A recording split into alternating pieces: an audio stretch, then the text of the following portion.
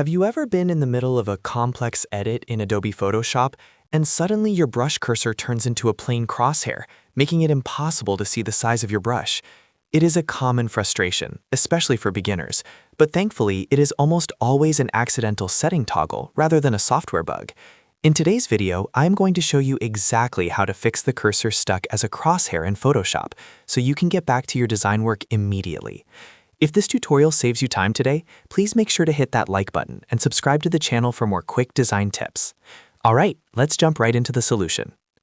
The most common reason your cursor looks like a thin crosshair is simply because the caps lock key on your keyboard is turned on. Photoshop is designed to toggle into what is called precise cursor mode whenever caps lock is engaged.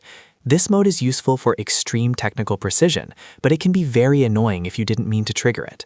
Simply tap the caps lock key on your keyboard once, and in most cases, your cursor will instantly revert back to that standard brush circle, representing the actual size of your brush tip. If you've tried that and it is still not working, there is a second, more permanent setting we should check in the preferences. To do this, navigate to the top menu bar. If you are on Windows, go to the Edit menu and select Preferences, then look for Cursors.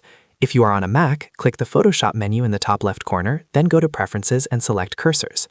Once the Preferences window opens, focus your attention on the section labeled Painting Cursors.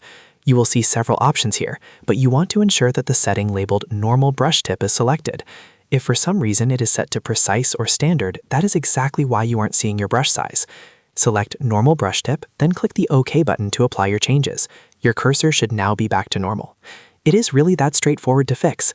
Sometimes keyboard shortcuts can be pressed by mistake while you are painting, and now you have the tools to troubleshoot it whenever it happens. If you found this video helpful, please do leave a like and subscribe for more Photoshop tutorials. Thanks for watching and happy editing.